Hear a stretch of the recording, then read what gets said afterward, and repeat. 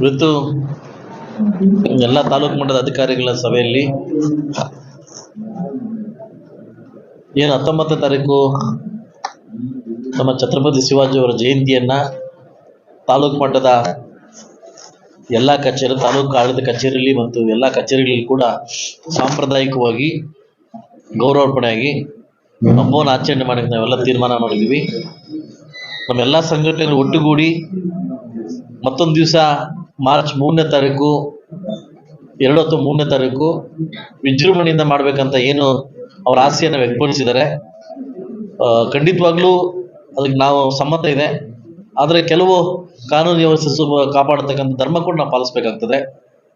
ಅದರಿಂದ ಎಲ್ಲ ಸಂಘಟನೆಗೂ ನಾವು ಮಾತುಕತೆ ಆಗಿದೆ.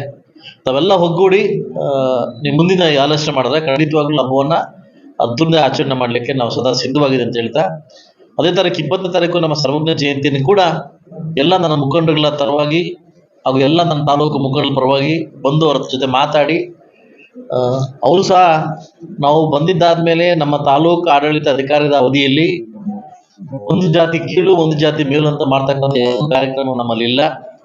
ಎಲ್ಲ ಜಾತಿಗಳು ಕೂಡ ಸರ್ವ ಜನಾಂಗೀಯ ಶಾಂತಿ ತೋಟದ ಪ್ರಕಾರವಾಗಿ ಎಲ್ಲ ಒಂದು ಜನಾಂಗಿ ಕೂಡ ನಾವೆಲ್ಲ ಒಂದು ಧರ್ಮ ಮತ್ತು ಆಚರಣೆ ಮಾಡೋ ನಮ್ಮ ಧರ್ಮ ಆಗಿದೆ. ಅದರಿಂದ 20ನೇ ತಾರೀಕು ಇದೇ ಆಡಳಿತ ನಮ್ಮ ಕಚೇರಿಯಲ್ಲಿ ಸರ್ವಜ್ಞ ಜಯಂತಿಯನ್ನು ಮಾಡಲಿಕ್ಕೆ ಕೂಡ ಇಡೀ ನಮ್ಮ ತಾಲೂಕು ಎಲ್ಲ ಅಧಿಕಾರಿಗಳು ಒಟ್ಟುಗೂಡಿ ನಾವು ತೀರ್ಮಾನಿಸಿದ್ವಿ. ಸೊ ಅದಕ್ಕೆಲ್ಲ ಈ ಮಾಧ್ಯಮ ಮುಖಾಂತರವಾಗಿ ದಯವಿಟ್ಟು ಬಂದು ಎರಡು ಹಬ್ಬಗಳನ್ನು ತುಂಬ ವಿಜೃಂಭಣೆಯಿಂದ ಆಚರಿಸ್ಬೇಕಂತ ತಮ್ಮೆಲ್ಲ ಬಂದು ಇದಕ್ಕೆ ಅಟೆಂಡ್ ಆಗಿ ತಮ್ಮ ಆಶೀರ್ವಾದ ಕೊಡಬೇಕಂತ ತಮ್ಮ ಈ ಮುಖಾಂತರ ನಾನು ಕೇಳ್ಕೊತೀನಿ.